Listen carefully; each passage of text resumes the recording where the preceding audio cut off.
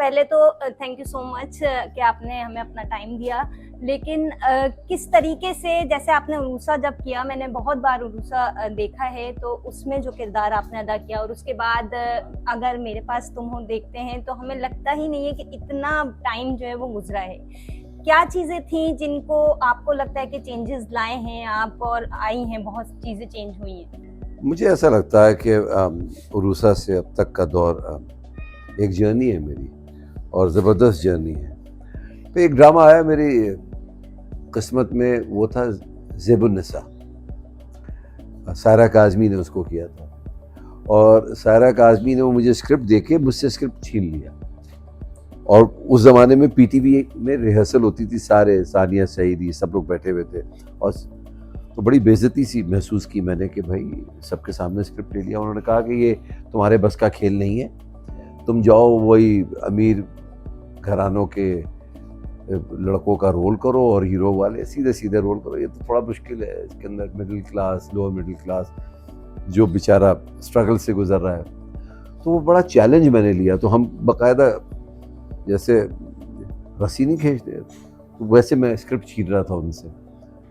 फिर ऐसे आगे और दौर बढ़ा, तो मुझे ऐसा लगा कि वो एक टर्निंग पॉइंट था एक्टिंग को थोड़ा सा सीरियस लेने में। अभी भी सीख रहे हैं, कुछ समझ आता नहीं कि क्या कर रहे हैं। मेरे पास जब तुम आया तो मुझे ऐसा लगता है कि बहुत से लोग समझते हैं कि वो विलन का किरदार था, मगर मुझे नहीं लगता कि वो विलन था।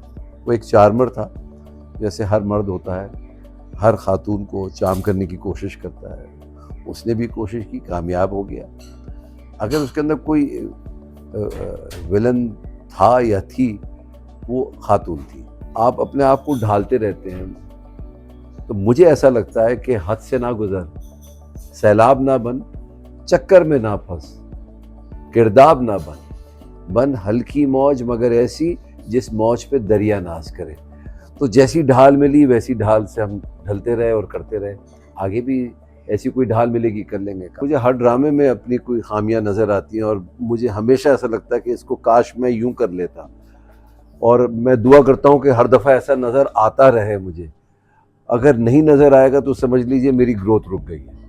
तो वो ज़रूरी है, अपनी खामियां निकालना, अपने गिरेबान में झांकना कि मैं कितने पानी में हूँ, वो बहुत ज़रूरी है ये करना। जिस तरीके से अब जश्न आज़ादी अगस्त शुरू होता है और हर सो हमें जो है वो सब हिलाली परचम नज़र आते हैं, तो आप बचपन में किस तरीके से अपने घर को सजाते थे, किस तरीके से सेलिब्रेट करते थे, और अब आप कैसे उसे सेलिब्रेट करते हैं? बड़े तहज़ीब के साथ, बहुत ही इज़्ज़त के साथ ये जश्न आज़ादी मनाएंगे, मोहल्ले का ख्याल करते हुए, पाकिस्तान का ख्याल करते हुए, अपनी सड़कों का ख्याल करते हुए। तो बिल्कुल उसी अंदाज से बनाएंगे और दुआ करेंगे।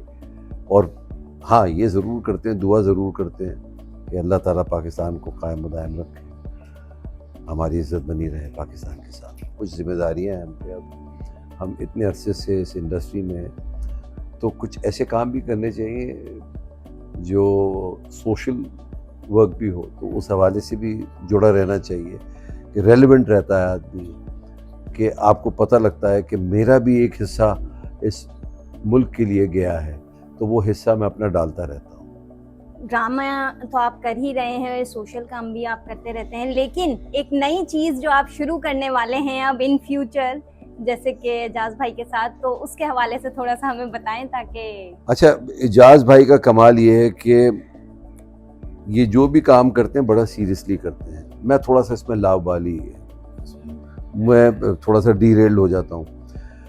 तो कई अरसे से एजाज कह रहा था कि यार एक इवेंट मैनेजमेंट कंपनी खोलते हैं। मैंने कहा भाई मेरा क्या उसमें किरदार होगा, ये बता दो। कहते भाई तुम बस हामी भरो, मैं तुम्हें किरदार बताऊंगा।